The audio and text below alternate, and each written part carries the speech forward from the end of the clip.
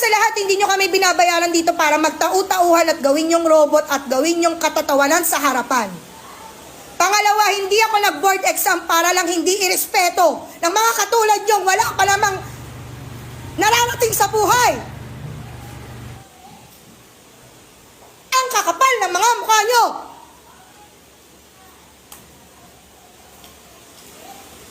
Di nyo nga kaya buhayin yung mga sarili nyo? Hindi kayo marunong rumispeto?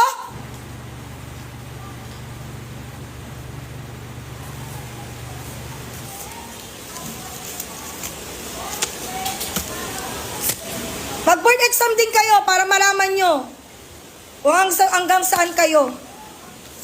Baka hindi pa nga kayo pumasa eh. Sa ugali nyong ganyan. Di na nga kayo matalino eh. Sa mapa ng ugali. Wala kayong mararating.